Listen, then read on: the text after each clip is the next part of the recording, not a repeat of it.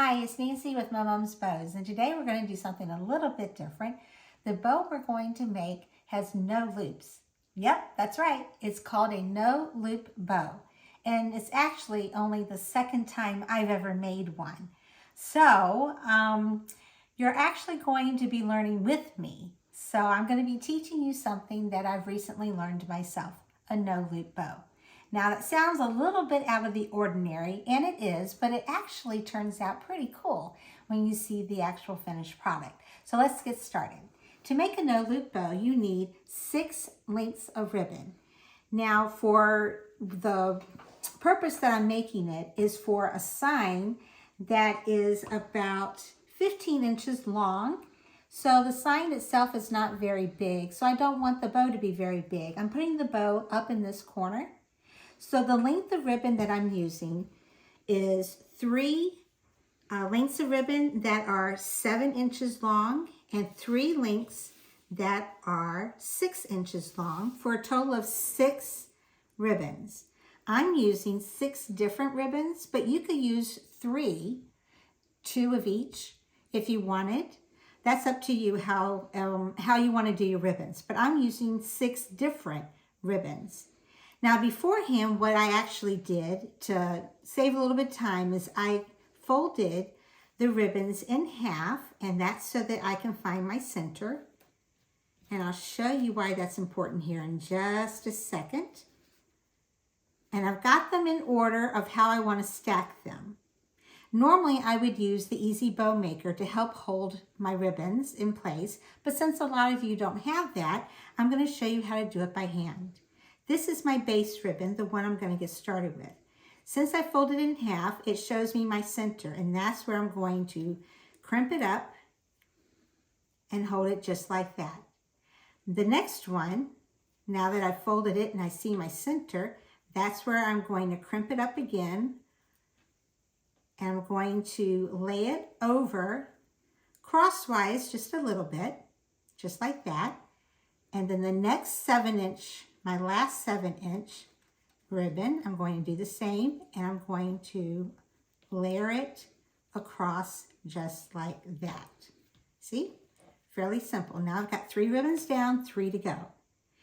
This is the order that I'm going to use the 6-inch. I'm going to take the first one. I'm going to crimp it up in the middle, right where it was folded, because the fold tells me where the middle was. I'm going to lay it down in the center. Take my next one, crimp it up in the middle, lay it down,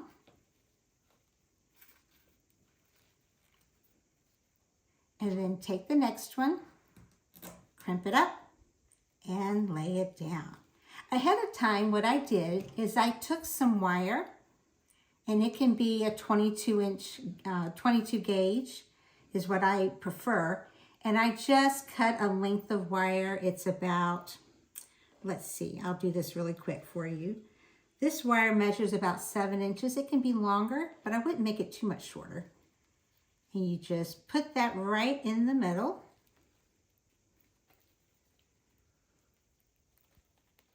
Bring it around back. All the while, you're still holding on pretty firmly, so nothing gets loose, and you just twist it a few times. What I like to do sometimes is bring things up, and you notice that one is shorter than the other. So what I'm going to do is shift my wire over,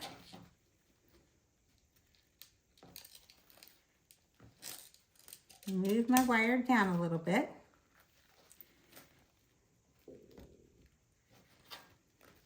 and try again and see. Now my ribbons match. So I know that I've got my wire right in the middle. Okay. Now I'm going to lay everything down. So I've got things a little bit shifted than when I was holding them in my hand. So now I'm going to shift things back the way I want them, in the design the way that I want them. So everything's going in the direction that is appealing to my eye. Now I want the green in the background to follow the green that's in the sign. Now the next step is to cut each of my ends so it looks like a finished bow.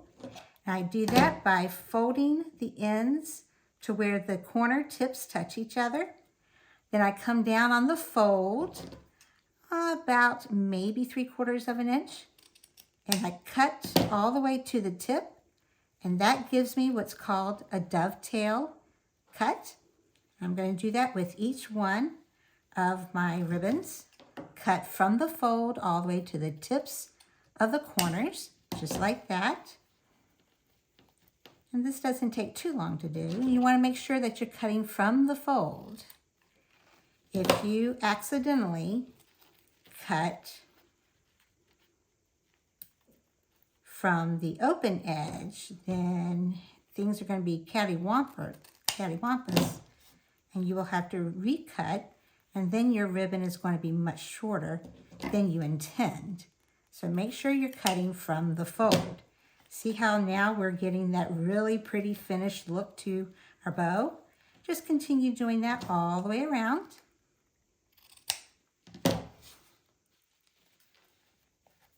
Just fold it to where the tips of the corners are touching each other. Come down on that fold. On the fold about 3/4 of an inch maybe. If you want a deeper cut, come down further. If you want the cut to be not quite as deep, then you come down maybe 1/2 inch. That's up to you, the look that you want on that dovetail. You want a good pair of scissors that's able to cut through wire. Usually I use Fisker's titanium scissors. Today I'm using a different pair of scissors that you can find at decoexchange.com.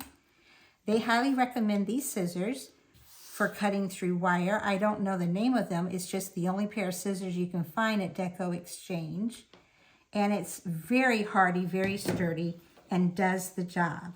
Now you can see that this bow has really perked up a lot and has a lot more life to it now that we have gone through the trouble of cutting all of the edges.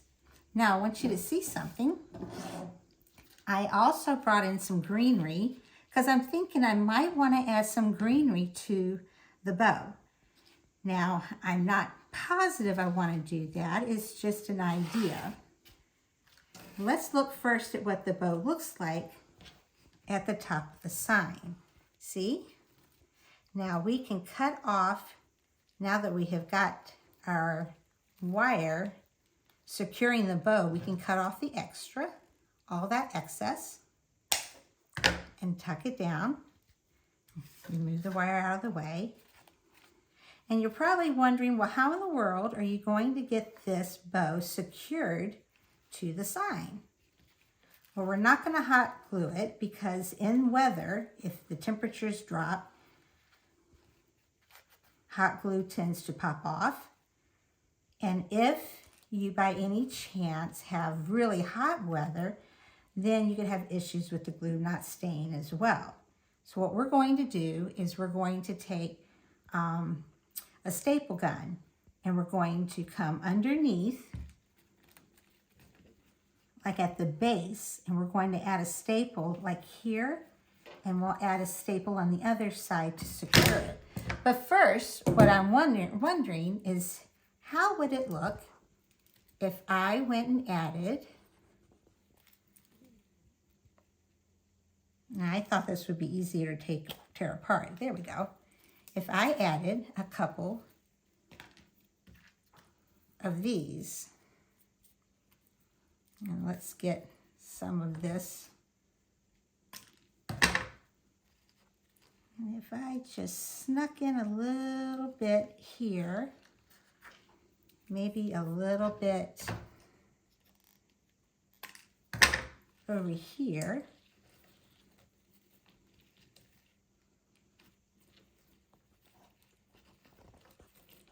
And you don't have to enhance your bow with greenery. It's just a possibility of something that you could do. And I'm not sure I'm liking the look of that. I think I'm going to just stick with my bow. But I wanted to show you the possibility that you could embellish your bow if you wanted to. Now, I'm going to fluff this bow. Normally, when you're fluffing loops. But because we have no loops, we're going to come with our fingers up underneath, right in the center, and give it a little bit of a poof. You see that? Just a little bit of a poof. And that's going to help make the bow stand up just a little bit. See that? That is a no loop bow. Now I'm not going to secure it right now. I'll secure it after we're done taping, but you've got the idea. There we go. Project is done. And I'm Nancy with MumMum's Bows. Now you know how to make a bow with no loops at all. It's not that easy. It's fairly simple. And you can make it any size. You can make it with wider ribbon. If you make it really large, like about a 10-inch or an 8-inch bow, you might want to use 2.5-inch ribbon. It'll give it a little more depth to it. I think you'll be really happy with the outcome. So that's it. Good luck. If you make a no loop bow, I would love to see it. Post a picture of it down below in the comments. All right? We'll see you next time. Bye.